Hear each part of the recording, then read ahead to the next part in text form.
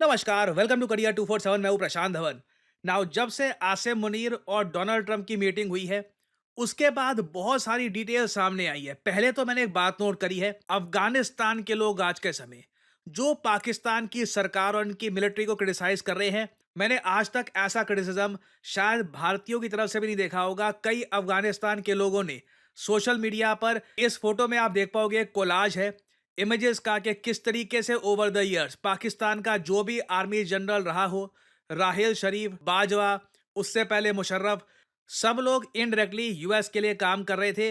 और इनके बहुत सारे एसेट्स भी आपको वेस्टर्न कंट्रीज में मिलेंगे, प्राइमरली यूएस और यूके में। और इसलिए कई अफगानिस्तान के लोगों ने यह लिख दिया कि the greatest betrayer of Islam is the government of Pakistan. और अभी रिसेंटली आसिम मुनीर जो मिलके आए हैं यहाँ पर डोनाल्ड ट्रंप से, इसमें यह बात तो कंफर्म है कि यूएसए चाहता है पाकिस्तान का एयर स्पेस, इनके मिलिट्री बेसिस। यूएस आने वाले हफ्तों में ईरान में जो भी करना चाहता है उसमें पाकिस्तान का पूर्ण सहयोग चाहता है। और अगर यहां पे आप मुझसे ये पूछ रहे हैं मगर यूएस करना क्या चाहता है, देखिए यूएस मीडिया खुद रिपोर्ट कर रहा है Donald Trump tactical nuclear weapon की तरफ भी देख रहे हैं। इसकी एक वीडियो रिसेंटली बहुत ज्यादा वायरल हुई थी। मेरे हिसाब से यह अब तक की सबसे बड़ी डेवलपमेंट है कि ईरान के न्यूक्लियर प्रोग्राम को पूर्ण रूप से समाप्त करने के लिए एक tactical nuclear weapon US use कर सकता है, ताकि ईरान की जो भी तरक्की हुई थी सेंट्रीफ्यूजेस की, यूरेनियम एनरिचमेंट की, सब कुछ ये डिस्ट्रॉय कर दे। ये जो छोटी सी क्लिप है ये देखिएगा,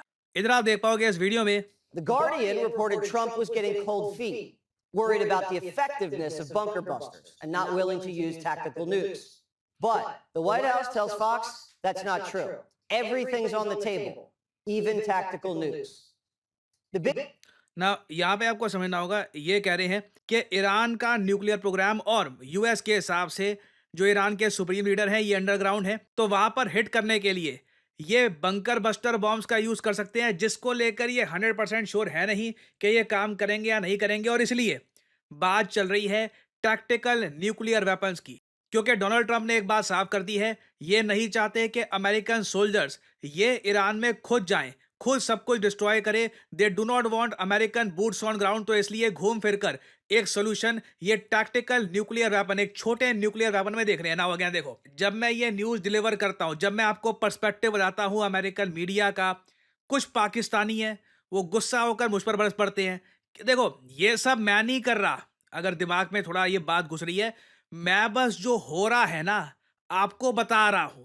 मैं ट्रंप नहीं हूं, मैं डिसीजन नहीं लेता। I am just telling all of you कि यहां पर हो क्या रहा है। अब ऑब्वियस ही बात है, पाकिस्तान कहीं से भी इस सब में इन्वॉल्व होना नहीं चाहता। पाकिस्तान के लिए ये सब एक बहुत ज्यादा खराब सिचुएशन है कि यूएस अटैक करेगा यहाँ पे ईरान को, पाकिस्तान को सपोर्ट करना होगा। जिस तरीके से जब यूएसए ने अफगानिस्तान को अटैक किया था, पाकिस्तान को सपोर्ट करना पड़ा था। अभी देखिए आसिम मुनीर ने डोनाल्ड ट्रंप को एक बात साफ साफ बता दी है कि बलूचिस्तान में मिलिटेंसी बहुत ज़्यादा बढ़ जाएगी। बलूचिस्तान पाकिस्तान के हाथ से निकल भी सकता है अगर इजराइल ईरान कॉन्फ्लिक्ट इसी तरीके से चलती रहती है। क्योंकि आपको समझना होगा, अगर हम वर्ल्ड मैप देखें, जब हम लोग बोलते हैं ना बलूचिस्तान, बलूचिस्तान सिर्फ पाकिस्तान में नहीं है।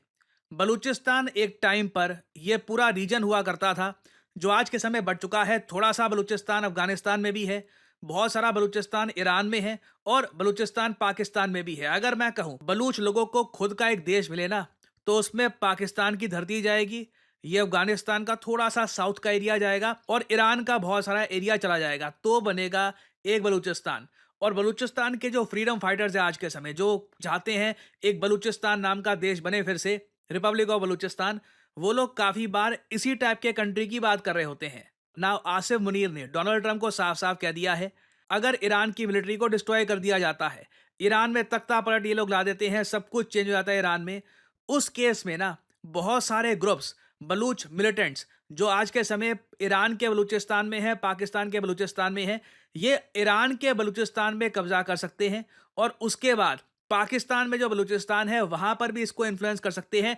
और उसके बाद और पाकिस्तान की सरकार, पाकिस्तान की मिलिट्री उस सिचुएशन को संभाल नहीं पाएगी, क्योंकि वहां पर क्रॉस बॉर्डर मिलिटेंसी हो रही होगी। बलूचिस्तान लिबरेशन आर्मी जो पाकिस्तान में है, उनको ईरान की साइड से बड़ा सपोर्ट मिल रहा होगा बलूच मिलिटेंट्स का। और जहां तक मैं यूएस के एक्सपर्ट्स के आर्टिकल्स देख पा रहा हूं, व्लॉग देख पा रहा हूं, यूएसए को कोई इंटरेस्ट नहीं है, कोई चिंता नहीं है कि पाकिस्तान बलूचिस्तान को पकड़ के रख पाता या नहीं रख पाता, दे डू नॉट केयर।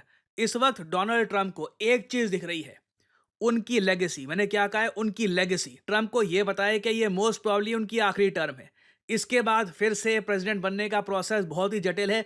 कहते हैं कि वो ट्राई मारेंगे, बट अगेन मुझे लगता नहीं है कि इसके बाद तीसरी बार वो प्रेसिडेंट बन पाएंगे, क्योंकि यूएस कॉन्स्टिट्यूशन अलाउ करता नहीं है और ये संविधान में लगता नहीं है कि चेंज कर पाएंगे आफ्टर मिड टर्म इलेक्शंस। तो ट्रंप को ये पता है कि आने वाली कई पीढ़ियां ट्रंप को जो जज करेगी, जैसे देखेगी, उसमें ट्रंप का ये वाला जो फॉरेन पॉलिसी का पार्ट है ना, ईरान वाला, ये बहुत ज़्यादा मैटर करेगा।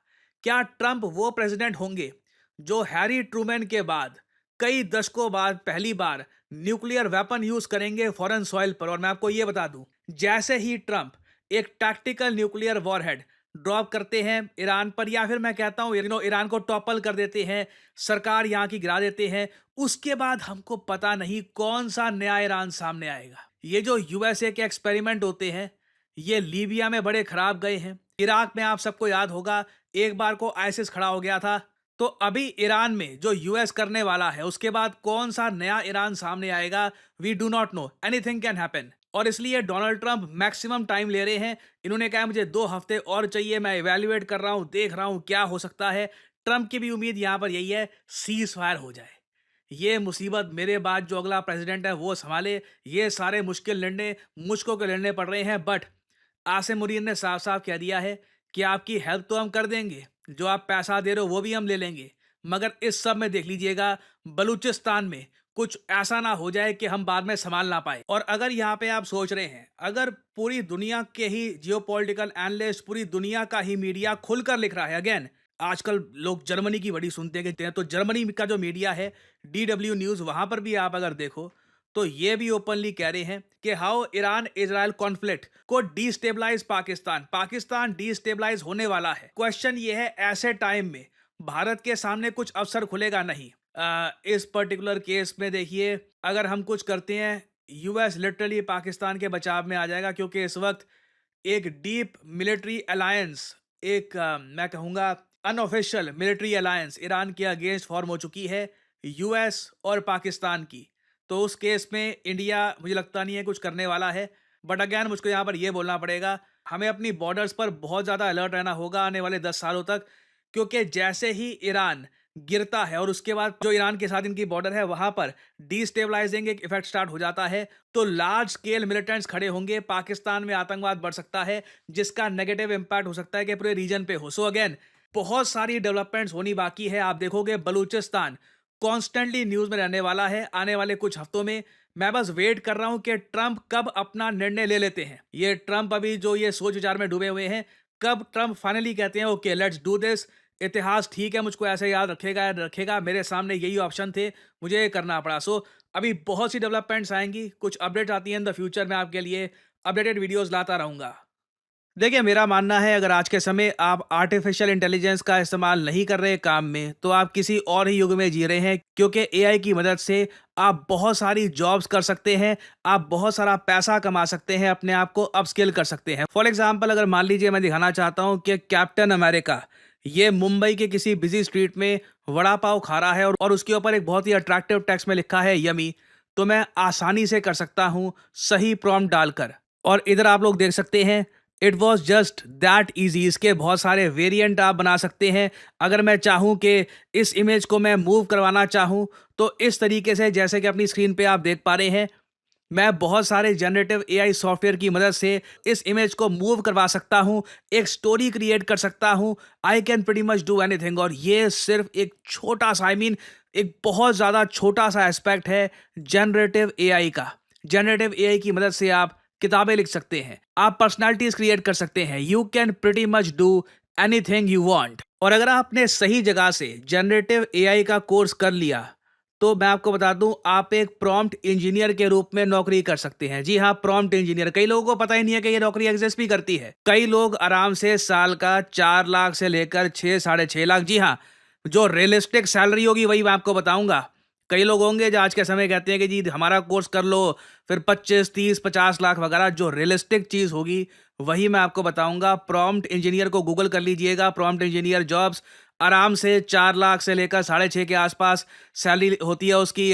और डिपेंड करता है आपके एक्सपीरियंस पे and you can start your career. आप खुद का एआई स्टार्टअप कर सकते हैं, आप कंटेंट क्रिएटर बन सकते हैं। आप लोगों ने मुझको देखा है, मैं कंटेंट क्रिएशन में एआई का कितना इस्तेमाल करता हूं, आप सबको पता है। तो अगर आप जनरेटिव एआई को प्रोफेशनल तरीके से सीखना चाहते हैं, लाइव क्लासेस से, कि जहां पे आपके सामने टीचर हो, आप टीचर से सवाल पूछ पाओ कि जी ये प्रॉम्प्ट ऐसे क्यों डाला है, ये प्रॉम्प्ट में ये चीज़ अगर मैं ऐड करूं तो रिजल्ट ऐसे क्यों आता है, ये सब चीज़ें आप समझना चाहते हैं तो करियर 247 का जनरेटिव एआई कोर्स हमने कर दिया है लॉन्च। आपको सिंपली क्या करना है, वीडियो के कमेंट सेक्शन में जाइए, यहाँ पे आपको लिंक मिल जाएगा our generative AI for all. Now ध्यान दीजिएगा, इस कोर्स का नाम हमने स्पेसिफिकली रखा है जनरेटिव एआई फॉर ऑल। आप एक बिगिनर हैं, आपकी अभी तक नौकरी लगी नहीं है, आप नौकरी कहीं पर कर रहे हैं, खुद को अपस्किल करना चाहते हैं, कंटेंट क्रिएटर हैं, बेसिकली आप किसी भी स्टडी में आते हैं तो करियर 247 का जो ये जेन एआई फॉर ऑल है, ये आपको काफ़ी हद तक हेल्प करेगा। और इस पूरे प्रोग्राम के एंड में ना, खुद का एआई स्टार्टअप आप कैसे बना सकते हैं उसका प्रोजेक्ट भी साथ ही साथ किया जाएगा। ये सभी टूल्स को यूज कैसे करना है, ChatGPT, Midjourney, DALL E, various type के आज के समय जो जनरेटिव एआई के टूल्स हैं, इनको इस्तेमाल कैसे करना है, ये सब आप सीख पाएंगे करियर 247 पे। आपको सिंपली करना क्या है, यहाँ पे अपना नाम डालिए, अपना ईमेल आईडी, अपना नंबर और ऑब्वियसली डिस्काउंट कोड यहाँ पर डालना PD10। And again remember, generative AI का प्राइस अभी 29,000 है और अगर आप कोड लगाते हैं PD10 तो ये प्राइस 26,000 के आसपास पहुंच जाएगा।